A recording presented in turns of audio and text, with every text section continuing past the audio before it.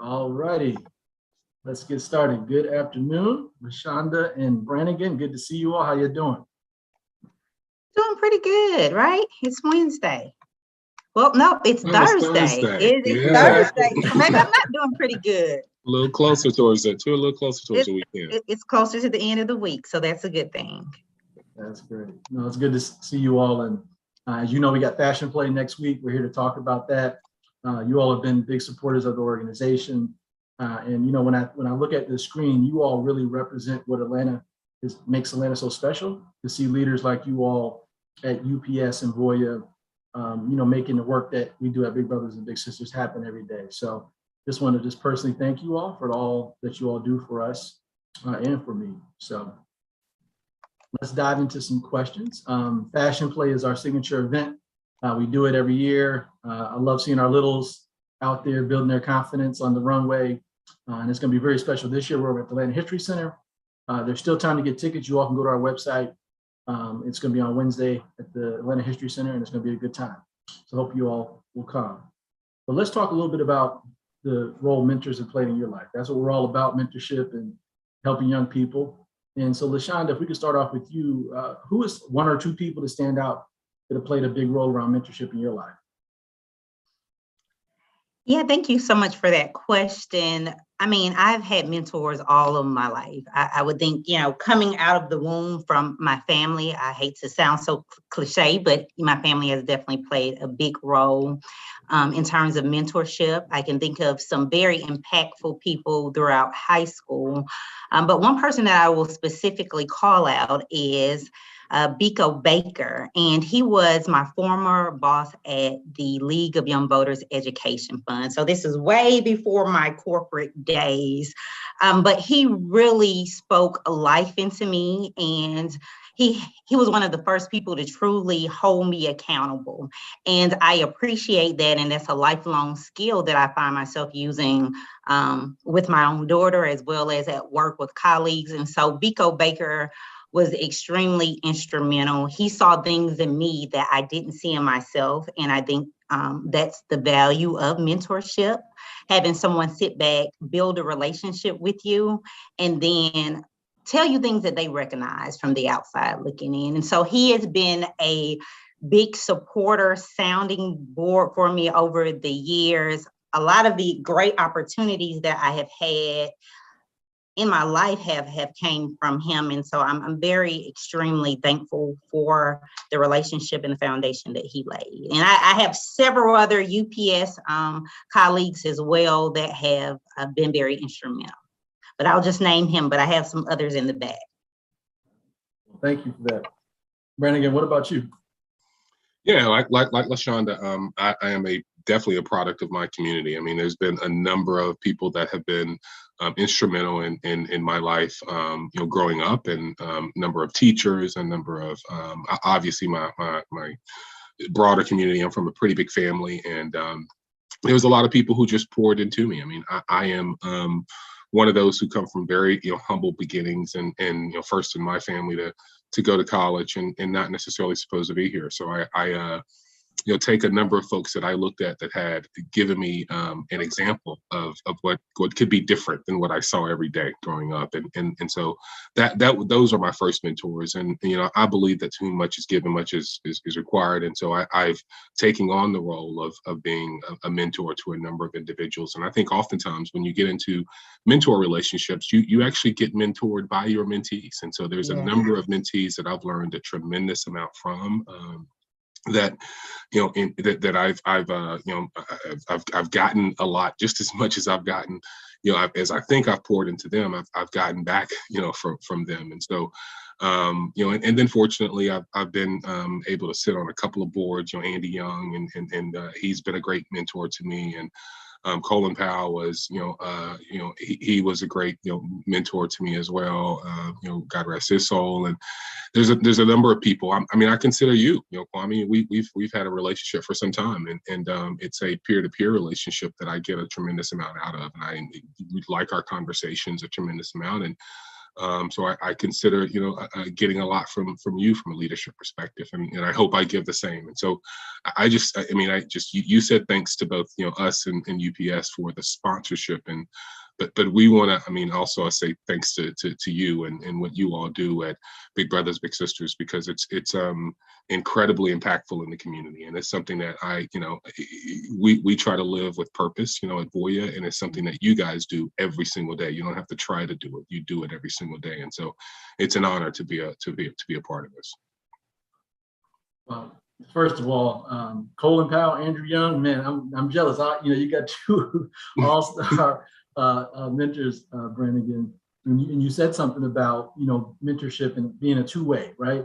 When I speak to a big in our program, they always tell me they get more out of it than they put in, and I think that's what's very special about mentorship, right? It's a two-way street, and my mission is to make mentorship like a part of the fabric of what we do in Atlanta, because the results speak for themselves. Our kids are graduating high school, they're avoiding the criminal justice system and reaching their full potential. And it's through the power of mentorship, which I think anybody who cares about kids can do. And we've all benefited from it based on your responses, as we know mentorship played a role in our lives. So I want to sort of get back to what you were talking about, like you all's role in the corporate community, giving back. You all support a number of organizations. Why is it important to you all, LaShonda, to support organizations like this? And why should organizations get involved with Big Brothers and Big Sisters?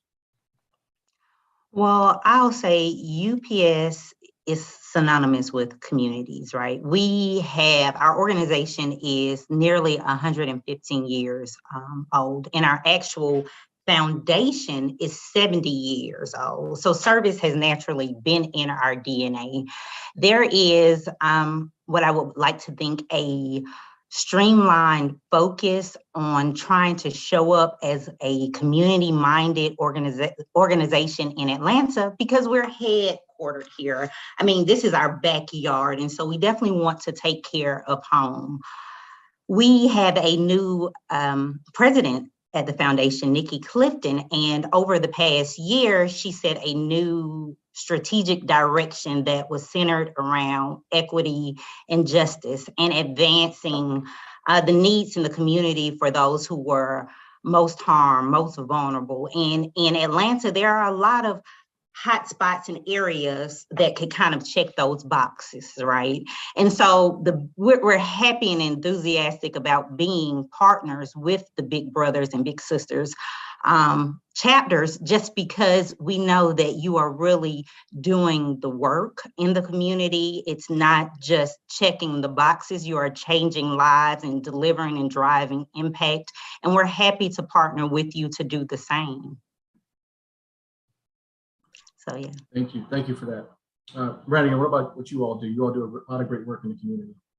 Yeah, we look, we at Voya, we're trying to we just went through this journey of really discovering our purpose and trying to let our strategy and our actions be led by our purpose. And we after a lot of the social unrest and about 2 years ago or so, and then with COVID, we've had an opportunity to sort of reflect and really discover and talk about what our why is. And our why, we went through and with our board of directors, had a long conversations and a lot of discussions around defining that why. And it's together we fight for everyone's opportunity for a better financial future. And it was obviously, that word "fight" that caused a degree of consternation, particularly during the time that we were going through that journey and discovering it 2 years ago. Doing again a lot of social unrest, a lot of angst in the community, but we felt like that we needed something that was bold to guide not just what we do culturally, but also our strategic decisions, where we place our investments. And then we started to take an inventory of all the companies that we work with and to make sure that they were making a difference. And it wasn't the word "fight" that I thought was the most difficult one. It was the word "everyone," because you've got to now demonstrate that you are leading in every single community. And Big Brothers Big Sisters oftentimes is it's going into the most impoverished, the most desolate, the most needed communities that reflect oftentimes what I look like, and demonstrating that you're fighting for everyone, not just those who are in mainstream America. And so that's why we wanted to make sure that we are, again, partnering with organizations that are carrying the same purpose that we have, and that we see demonstrating those same proof points every single day. I know that UPS has been doing this for some time in Atlanta, right? I mean, LaShonda, another good mentor of mine is actually Ed Martinez, who's incredible, and has been incredible, in demonstrating that in the community. So we're trying to make sure that we hold the organizations accountable as well, and companies that we work with, that we happen to provide and work with a number of Fortune 500 companies, providing 401ks, 403bs, and worksite solutions to them. And we, there's some companies that we've walked away from in terms of bidding, because they, we didn't feel like that, again, that they emulated that purpose. And so it's something that really is guiding our everyday decisions. Let's shift back to Fashion Play. Again, it's next week, everyone, Wednesday, Atlanta History Center at 6 o'clock. Tickets are still available on our website. And I wanted, to get you all's thoughts on, like, what are you looking forward to at the event? What I look forward to each year is the young people walking the runway, not only because it's fun for them, but it helps build their confidence. And I know in doing this work, 20 years now, particularly for boys, it's important for them to build that confidence early on, because it just helps them be the best version of themselves. So, LaShonda, what are you looking forward to the event next week? I am looking forward to seeing these incredible young people strutting down the runway with the athletes for a good cause. We are used to delivering goods, and it's important to deliver good in the community. And to me, this is what that fashion show represents. Like, we're showing up and we're doing good where it matters most. So I am looking forward to the outfits. Last year was absolutely fabulous, and I cannot wait to see what we're going to have before us on next week. I agree. Brandon, what about you? Yeah, likewise. I mean, I absolutely. I mean, the kids are gonna be the stars of the show, and being able to see them, with the Falcons. And I know, actually, quite frankly, I'm sure those guys are pretty excited about walking the runway as well. But the Atlanta History Center is just an amazing place to have it as well. I hope that it's a beautiful day outside, and it's an amazing place to have an event. And it just there's so much that's rich in history that we have here in Atlanta. And this has been the start of something that I hope will be a legacy that you guys do on a continual basis. So it becomes something that's, one of those things that you look forward to attending every single year in Atlanta. And I'm really looking forward to a good, fun time. And you said something key, that it's an amazing venue. It's going to be decorated. And so I'm also looking forward to some real nice Instagrammable moments. There'll be a lot of places to kind of grab some pictures there. And, when I think about the kids, it is important to have these type of opportunities. It does build confidence. While one person may say, well, this is just a day, you are taking time to invest in them and show them something that they may never have had an opportunity to do. And so it's so important. And I'm so excited. I really am. Thank you for that. So it's a fashion show, of course. We're partnering with Dillard's this year, and they're going to outfit everyone. Speaking of fashion, like, what is like one of your favorite fashion accessories? What would it be? I saw this question in advance, and that's hard. I love jewelry. I'm kind of like today, I just have on my pearls. I am an AKA, but my accessory that every event, nails. I'm going with nails. So I just actually got them done. I see. I may change them before the event, but I may keep them. I'm going back and forth between my outfits right now. I got you. Okay. So I'm struggling, man. I definitely am not like LaShonda. I don't have any fashion accessories. I actually got on some shorts on beneath this shirt that I normally do on a Zoom call. I just happened to throw on this shirt for this call. So look, if you get me out there, I'll tell you. Hopefully, I can wear sneakers, right? Hey man, listen, come as you are. Listen, You know, you could That's sneakers. called simplistic swag. Is that Okay, what it is? simplistic swag. Is that what it We got is? to learn from you, LaShonda. You got it down. That's right. That's right. Listen. So, you know, in closing, and this question wasn't sent to you all, but it's important for, you know, young people to see you all, to hear from you all. And, you know, young people will watch this video at some point. So to the young people out there watching this video who see two leaders who are killing it in Atlanta, within big corporations, have made it out of situations and gotten to this, what we call the American dream, like what would you say to them? What you know, what words of advice, what golden nugget would you give them if a young person is watching this? Whoever wants to go first.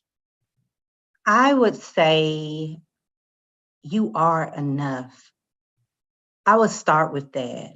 I think oftentimes we take for granted that children are hearing this. I was blessed to come from a 2-parent household where my parents did instill values and self-confidence. But I have many close friends that weren't as fortunate as me to have those type of dynamics. So I would start with telling them that you are enough and that you can accomplish anything that you put your mind to. Do not allow any systemic barriers, naysayers, haters, or anybody to get in front of you and make you feel that you can't do something, because you are more than capable and that you can do it. Just believe in yourself.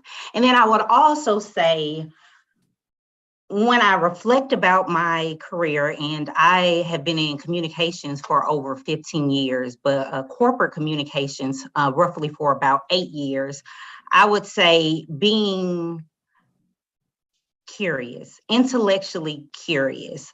I think sometimes we worry about, is this a dumb question? Will I look like I don't know what I'm talking about? But it's okay to ask questions, because in hindsight, you are showing that you have a voice and you may share or contribute a perspective that someone has not even thought about. And so you're adding value to them by speaking up. So be intellectually curious, ask questions, and believe in yourself. Yeah, I like what LaShonda just said. I mean, I absolutely, the number one thing would be that you absolutely can be all that you want to be. You know, believe in yourself and trust in yourself. You are absolutely enough. There's, you know, but also, you know, ensure that as you go on this journey that you're helping others, that, you know, to again, you are obligated to ensure that you're helping your brother and your sister that's next to you, and whether that's blood or not, that you should make sure that you're trying to continue to do that. And I do think that intellectual curiosity is something that we don't encourage enough in our kids. Is we oftentimes talk about, you know, STEM and STEAM, and but many of our kids, you know, come with an extremely artistic background and can do things in a multitude of different, that's not conventional sort of academia, and so I think we got to encourage them to try to do multiple different things, because I think learning agility is just as important as academic agility. And you know, to the extent that you can, you know, start to continue with that curiosity, and if it is artistic, if it is arts, then continue to go down that path and encourage others to do that. If it is something that you gravitate towards, something that you really do like to do and you want to do, and continue on trying to believe in yourself and push yourself, because you're surrounded by a number of people, being in this organization, a number of people that have been on the journey that you're on, and have made it, and you can too. So I think just continue to listen to those who are around you. You don't have to, you don't believe that you're on an island by yourself. A lot of us have gone through the same things that you're going through on a day-to-day basis, and it's okay to talk about those things, and it's okay to sometimes not be okay. And I think we have to make sure that we're opening ourselves up in a very open way to ensure that people understand our journey, so that they can relate to that and know that you can do better, and you can make it. And success is not just working inside of a corporate environment. Success is really, at the end of the day, you feeling like you're fulfilled and that you're contributing back to the community in which you live and serve, and that's what success is all about. And so encourage all of you to try to be as successful as you possibly can. Great words of wisdom. My advice would be, if you need help, reach out to people in your community. I would start with your school. I know when I was a young person, that's one thing I probably should have done. I should have reached out for help. And there are people in your community, in your school in particular, adults that can help. So don't feel like you can't reach out for help. You know, I'm talking to principals all the time now, and they're telling me just about the level of challenges kids are facing in this post-COVID world with social isolation, mental health. You wrap on social media, kids are dealing with a lot. You know, I think we're just seeing the beginning of what that effect will be. So reach out for help if you need it, and reach out to us because we're here to support you as well. So again, thank you all for being a part of this. Thank you all for your support of Big Brothers and Big Sisters. Fashion Play next week, Wednesday at Atlanta History Center. Get your tickets online on our website, and I'll see you two next week. Sounds good. Looking forward to it. Thanks. All right. Thanks again. Looking forward to it. Take care and thank you. Have a good day. See you all.